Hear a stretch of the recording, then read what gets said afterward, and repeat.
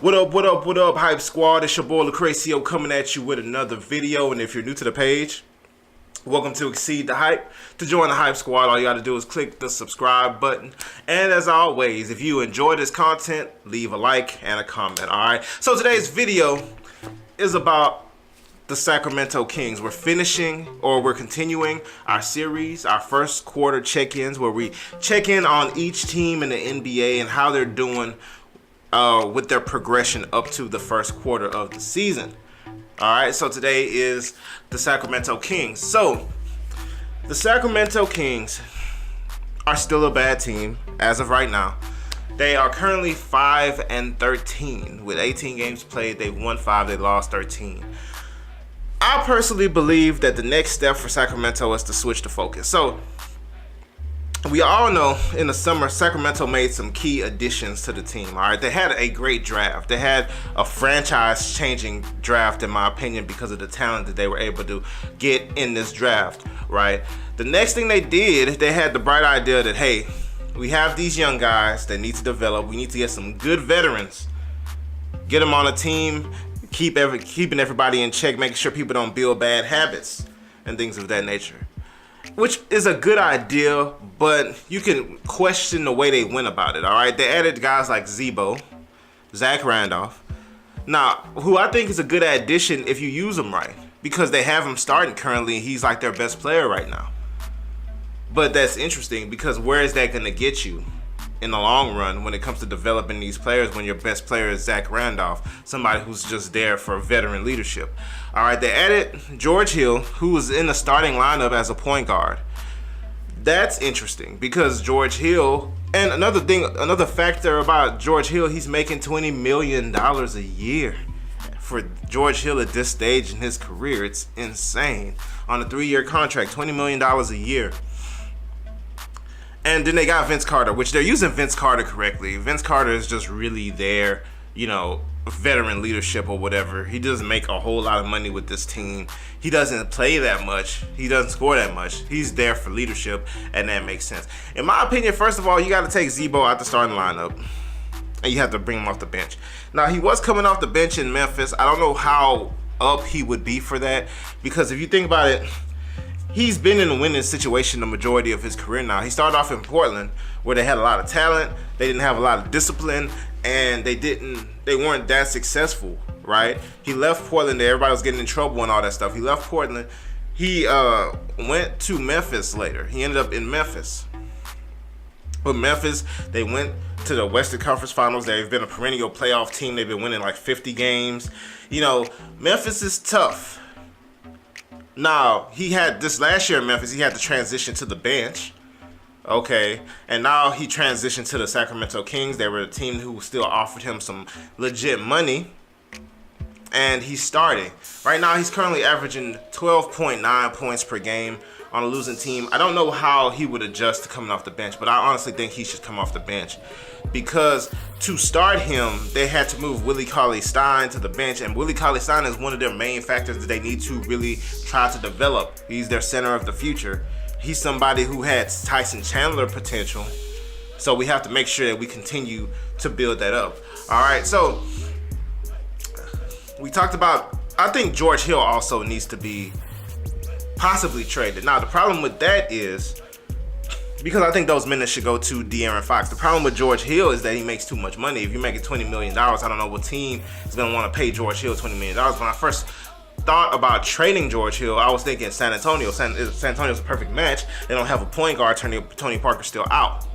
So I figured San Antonio will be the perfect place to ship him, but San Antonio's not stupid. They're not going to pay him $20 million a year.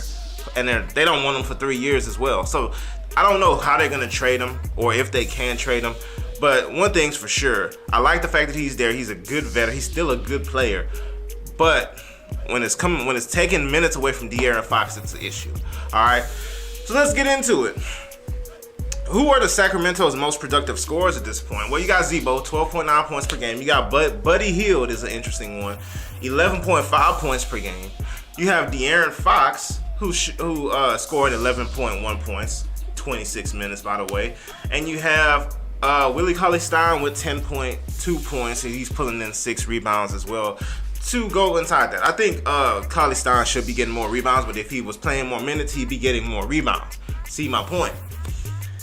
When it comes to developing talent, I think there are certain keys that the Sacramento Kings really need to focus on. First of all, DeAaron Fox needs to absolutely be starting and getting more minutes, all right? Right now, he's getting 26 minutes per game. Let's compare that with one of his peers, right? Lonzo Ball with the Lakers is one of his peers. Currently, Lonzo Ball's playing 33 minutes per game, and Lonzo Ball could be playing more. There's stories about LeVar complaining about Lonzo Ball's playing time, and he's getting 33 minutes a game versus DeAaron Fox's 26 points per game. Not enough minutes for DeAaron Fox. He's your future point guard. He's probably your best player going forward on this team. All right, you got to get him in the game more. Buddy Hield is currently taking slightly over 10 shots per game. All right, Buddy Hield is probably your best offense at this point. The idea is that you want Buddy Hield. The reason why you traded DeMarcus Cousins to get Buddy Hield is because you think Buddy Hield is going to be one of the top shooting guards in the NBA. Well, let's compare Buddy Hield's shots per game to some of the shooting guards who you hope Buddy Hield can become, as productive as, right? So Klay Thompson is probably one with a similar type game to what we expect Buddy Hield to be, right? Klay Thompson on that team that's stacked full of scores, Klay Thompson's still getting 16 shots per game, right? Versus Buddy Hield's 10 shots per game, and Sacramento's losing games. Okay, let's talk about Devin Booker. Devin Booker's on a bad team. Probably comparable, right? A team full of young guys that are growing. Devin Booker's getting 18 shots per game. 18 shots per game. Buddy Hield needs to be taking more than 10 shots per game for the Sacramento Kings at this stage. Also, Buddy Hield's getting 11.5 points on 10 shots. Klay Thompson's getting 20 points almost exactly on 16 shots. And Devin Booker is getting 22 points on 18 shots. So I think if Buddy Hield gets more shots per game, you will definitely see a spike in his scoring, basically, because he's shooting at the three at like over 40%, and he's shooting his normal field goal percentage is like 40-something percent. I think 41% versus the 43% he's shooting from the three-point line. Come on, man. Get Buddy Hield some more shots. If he's going to be your player of your future, you got to get him more shots. All right. Justin Jackson. Now, he's, the big star from North Carolina coming off a national championship. Will probably have some trouble in the NBA with this losing. Like, he's on a losing team. He's probably not used to it. You got to understand, some of these, draft picks, high draft picks, and college stars or whatever have been playing winning basketball their whole careers. Their fifth grade AAU team was undefeated. Their high school basketball team was undefeated. Their middle school basketball team. These guys are used to winning environments. This has to be Justin Jackson's first time like in a losing environment. So we'll see how he continues to adjust. Hopefully he doesn't pick up a lot of bad habits, and hopefully it doesn't last. Hopefully they can turn a corner with this franchise soon enough so that he doesn't have to be losing for a long period of time.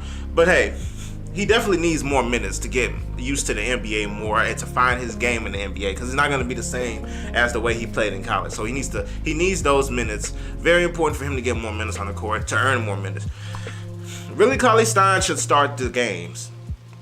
All right, he's your center of the future, and he's a modern center. He's somebody who could, a high energy center who can grab some rebounds, who could block some shots, who can score a lot around the basket or whatever without plays and stuff like that needing to be called especially for him. He's not necessarily the guy who you're going to kick it to and he's going to back it in and, turn over his left shoulder and shoot a hook shot.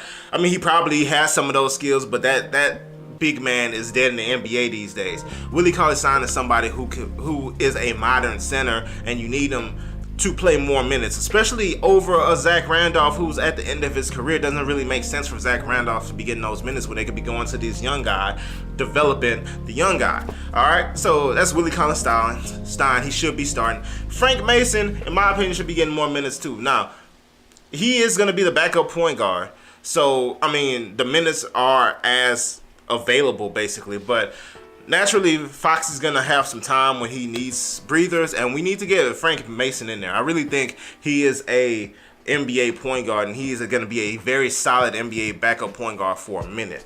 All right. So those are the keys I think that Sacramento needs to do to help develop some of these young guys. Once again, most of it was based around getting some of the old guys out of there, all right, and getting some of the young guys in there for longer. Let them get more reps, let them get more experience, let them find their games in the NBA. But ultimately, Sacramento's bad right now. The focus should be on developing the talent and not on using these veterans or whatever who do know how to win. These veterans are good players who do know how to win, but it's not happening this season. And if it's not happening this season, you got to get them out of there and get the young guys in there. See what you got with these young guys, all right? But that's my first quarter check-in for the Sacramento Kings. Remember, if you agree with my assessment, make sure you leave it below. If you disagree with my assessment, make sure you leave it below. As always, leave a like if you enjoyed this content. And as always, to join the Hype Squad, all you got to do is click the subscribe button. All right, see you next time.